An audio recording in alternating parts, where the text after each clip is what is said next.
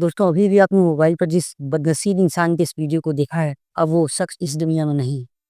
दुःख की बात ये है कि दरअसल ये ताज़ा मामला निकल कर सामने आया है। ये 16 मार्च 2025 का ताज़ा तरीन मामला है। बेंगलुरु में अतुल सुभाष का फिर केस हो या फिर आगरा में मानव शर्मा का सुसाइडल केस, इस तरीके की केसेस अब लगातार बढ़ते ही जा रहे हैं और इन्हीं केसेस के बीच में एक नया ताज़ा मामला निकल कर जो सामने आया है, वो इसी रीवा ज़िले की सिरमौर तहसील के अंतर्गत एक थाना लगता है जिसे सिरमौर थाना कहते हैं और इसी सिरमौर थाना के अंतर्गत एक डोल पंचायत है और इसी डोल पंचायत के अंतर्गत छोटा-सा गाँव है, जिसे मेहरा गाँव कहते हैं। दरअसल ताज़ा मामला 16 मार्च 2025 का है जब एक व्यक्ति जिसका नाम शिव प्रकाश त्रिपाठी है, 26 वर्षीय ये व्यक्ति अपनी ज़िंदगी को समाप्त कर लेता है। और जब ये व्यक्ति अपनी ज़िंदगी को ख़त्म कर रहा था, किसी चोरी-छुपे नहीं बल्कि सबके सामने पब्लिकली इंस्टाग्राम पर एक बाकायदा लाइव वीडियो बनाकर अपनी ज़िंदगी को ख़त्म किया। और उससे भी दिलचस्प और उससे भी दर्दनाक बात निकल के सामने की कब आती है, जब उसकी ही पत्नी मोबाइल पर इस लाइव स्ट्रीमिंग वीडियो को देख रही थी और अपनी पति की मोबाइल पर लाइव स्ट्रीमिंग की सुसाइडल केस को देखकर वो 44 मिनट तक लगातार देखती रह गई। और उसके बाद जब शिव प्रकाश नाम का ये व्यक्ति अपनी सुसाइड को अटेम्प्ट कर लेता है, तो उसके 44 मिनट या 1 घंटे तक उसकी पत्नी प्रिया शर्मा ने इस बारे में किसी से कोई ज़िक्र ही नहीं किया। दोस्तों उसके बाद जब ये केस खुलकर तब सामने आता है जब उसके इन लोगों ने, उसके रिश्तेदारों ने और उसके परिचितों ने जब इस वीडियो को देखा, तो हड़कंप मच जाता है। तत्काल भागकर लोग वहाँ पर पहुँचते हैं, तो इस पूरी घटनाक्रम का खुलासा होता है।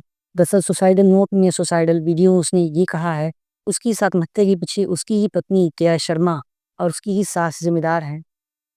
और होता यूँ है कि दरअसल जब इस व्यक्ति का 2-3 साल पहले शादी हुआ था, प्रिया शर्मा नाम की इस महिला से इसकी शादी होती है, तो अपनी ज़िंदगी को अच्छे से जी रहा था, गुज़र-बसर करने की प्रयास कर रहा था। इसके बाद इसे ये पता चलता है कि दरअसल इसकी पत्नी का किसी और के साथ अफ़ेयर चल रहा है। लेकिन इस अफ़ेयर की जानकारी होने के बावजूद भी शिव प्रकाश त्रिपाठी ने इस घटना को किसी से नहीं कहा, अपने ही अंदर इस चीज़ को लेकर घुटता रहा, अपनी पत्नी को समझाने की लाख कोशिशें की, काफ़ी बार समझाया और काफ़ी बार अपनी पत्नी के समझाने-बुझाने के बाद मनाने की कोशिश की। लेकिन उसकी तबीयत इस अफ़ेयर को छोड़ नहीं रही थी। इसके बाद होता यूँ है कि आए दिन जब कलह-कलेश बढ़ने लगते हैं और आए दिन जब विवाद की स्थिति बनती है, तो एक रोज़ होता ये है जब शिव प्रकाश त्रिपाठी बाहर से काम करके कहीं लौट रहा होता है, तो उसकी इस रास्ते में दुर्घटनाग्रस्त हो जाता है। इस दुर्घटना में उसके पैरों में बहुत गंभीर चोट लगती है और उसकी चोट लगने के दौरान अब वो बैसाखी पर चलना शुरू कर देता है। बैसाखी पर चलते-चलते जब उसकी पत्नी ये देखती है कि उसका पति जो है बैसाखी पर चल रहा है और उसकी हालत अब ख़राब हो चुकी है, तो वो क्या करती है कि अपने पति की देखभाल करने की बजाय सीधे अपने बच्चे को लेकर अपने मायके चली जाती है और वो वहाँ पर अपनी ज़िंदगी गुज़ारना शुरू कर देती है। और अब उसका जो प्रेमी था वो उसके मायके में आकर मिलना-जुलना शुरू कर देता है। शिव प्रकाश त्रिपाठी किसी प्रकार से बैसाखियों के सहारे ही अपनी ससुराल पहुँचता है, वहाँ पर जाकर अपनी पत्नी की हाथ जोड़ता है, मिन्नतें करता है, उसे समझा-बुझा कर मनाकर घर लाने का प्रयास करता है। लेकिन हाय रे बदकिस्मत पत्नी प्रिया शर्मा ने अपनी बॉयफ्रेंड के साथ मिलकर शिव प्रकाश त्रिपाठी की वहीं पर बेरहमी से मारपीट की, उसे ज़लील किया, उससे एक साथ बदतमीज़ी की, तमाम तरीके के उसके साथ आरोप लगाए और उससे ये भी कहा कि अगर तुम यहाँ से नहीं गए तो मैं तुम्हें दहेज के केस में फँसा दूँगी और तुम्हारी ज़िंदगी बर्बाद कर दूँगी।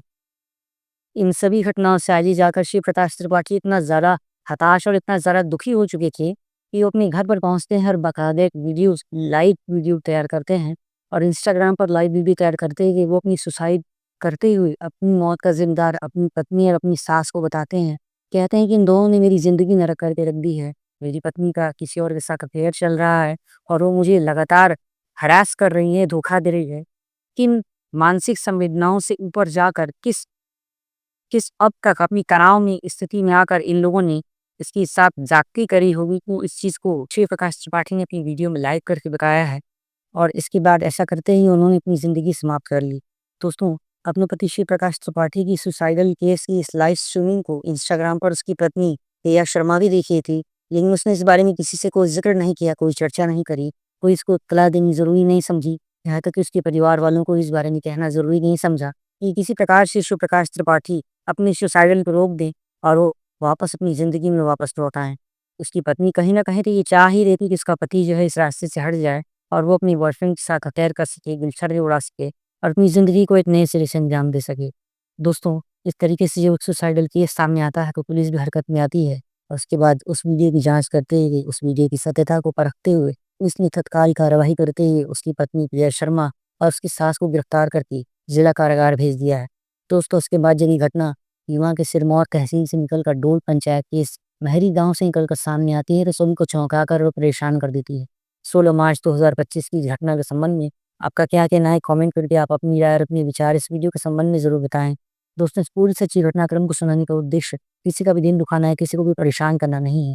दरअसल एक ताज़ा वाक़या है, जो हमारे और आपकी समाज में किसी प्रकार से घट रहा है और हमें ये जागरूक करने के लिए अलर्ट पड़ता है कि अगर आप किसी प्रकार की टेंशन और परेशानी से गुज़र रहे हैं, किसी मानसिक तनाव से गुज़र रहे हैं, तो आपको इस मानसिक तनाव से जूझने की ज़रूरत है, इससे लड़ने की ज़रूरत है, ना कि इसके आगे हथियार डालकर सुसाइड करने की।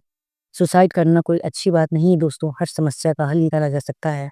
और रहे सहे चलते-चलते हम इस वीडियो में ये भी बता दें कि भारत सरकार ने इस सुसाइडल केस के संबंध में कई सारे हेल्पलाइन नंबर्स भी इश्यू किए हुए हैं, जिसे अगर आप चाहें तो इस्तेमाल कर सकते हैं। अगर आप किसी परेशानी से जूझ रहे हैं, अगर आपके मन में कोई उलझन है, कोई समस्या है, मन में बुरे-बुरे ख़्याल आ रहे हैं, तो आप भारत सरकार के हेल्पलाइन नंबर टेलीमानस के हेल्पलाइन नंबर 1800 914 416 पर, या फिर अगर आप चाहें तो 1800 233 3330 पर कॉल करके हेल्प ले सकते हैं। शायद आपकी इस उलझन का हल इस टेलीमानस हेल्पलाइन पर मिल जाए, या फिर आपके साथ जो कोई बात करे, आपका कोई परिचित हो, उसके साथ बातचीत करके आपको इस उलझन से निकलने में हेल्प मिल सके और आप इस सुसाइडल की इस जो दौरे से बाहर निकल सकें। दोस्तों, अगर आप इस वीडियो को यहाँ तक देख चुके हैं तो मैं आशा करता हूँ कि आपको ये वीडियो पसंद आई है। तो इस वीडियो को ज़्यादा से ज़्यादा शेयर कीजिए। उन लोगों तक इस नंबर का पहुँचना बहुत ज़रूरी है, जो लोग कहीं न कहीं सुसाइडल थ्रेट से जूझ रहे हैं, सुसाइडल करना चाहते हैं, इनके मन में बुरे-बुरे ख़्याल और विचार आ रहे हैं। तो वो कहीं न कहीं इस नंबर को प्राप्त करके अपनी ज़िंदगी को एक नए सिरे से शुरू करने का प्रयास करें। और अंत में मेरा तो यही कहना है कि अगर आपका आपकी पति से, आपकी पत्नी से नहीं बन रहा है, तो किसी की हत्या कराने की बजाय, किसी के साथ कुछ ज़ुल्म-सितम करने की बजाय, आप उससे राम-राम कह लें, आप उसको छोड़ दें, तलाक दे लें, तो ज़्यादा बेहतर है। ज़रूरी ये है कि अगर आप अपनी ज़िंदगी को जी रहे हैं तो शांति से जिएँ, सुकून से जिएँ। किसी की ज़िंदगी को बर्बाद करना, किसी की ज़िंदगी को मार देना कोई अच्छी बात नहीं है।